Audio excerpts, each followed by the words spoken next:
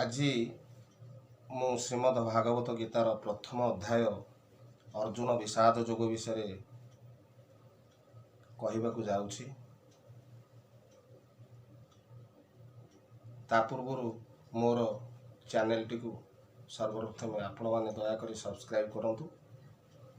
ଏ ଯେଉଁ ଗୀତା ବିଷୟରେ ମୁଁ କହିବାକୁ ଯାଉଛି, ଆପଣମାନେ ଯଦି ପ୍ରତ୍ୟେକ ଦିନ ଏହା ଶୁଣନ୍ତି ତେବେ ଆପଣଙ୍କର ସମସ୍ତ ଦୁଃଖ ରୋଗ ନାଶ ହେବ ଏବଂ ମୋର ଗୁରୁ ଶ୍ରୀ ଅଚ୍ୟୁତାନନ୍ଦ ସେହି ଜଗତର ନାଥ ଜଗନ୍ନାଥ ଆପଣମାନଙ୍କର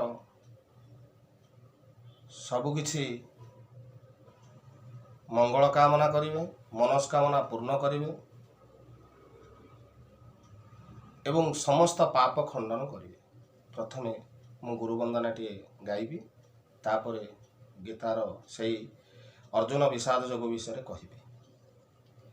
ଗୁରୁ ବ୍ରହ୍ମା ଗୁରୁ ବିଷ୍ଣୁ ଗୁରୁଦେବ ମହେଶ୍ୱର ଗୁରୁ ସାକ୍ଷାତ ପରଂ ବ୍ରହ୍ମ ତସ୍ମୈ ଶ୍ରୀ ଗୁରବେ ନମଃ। ଅଖଣ୍ଡ ମଣ୍ଡଳାକାରଂ ବ୍ୟକ୍ତଯେନ ଚରାଚରଂ ତତ୍ପଦଂ ଦର୍ଶିତଂ ଯେନ ତସ୍ମୈ ଶ୍ରୀ ଗୁରବେ ନମଃ। ପୁଛନ୍ତି ଅମ୍ବିକାନନ୍ଦନ ଆହେ ସଞ୍ଜୟ ମହାପ୍ରାଣ ଧର୍ମର କ୍ଷେତ୍ର କୁରୁକ୍ଷେତ୍ର ତହିଁରେ ହୋଇଣ ମିଳିତ କୌରବ ପାଣ୍ଡବ ସୈନ ଯୁଦ୍ଧରେ ବଜା ବଳାଇନ ମନ କିସ କରିଲେ କୁହ ମୋତେ ସଂଶୟ ନ ରହୁ ମୋ ଚିତ୍ତେ। ଧୃତରାଷ୍ଟ୍ରଙ୍କୁ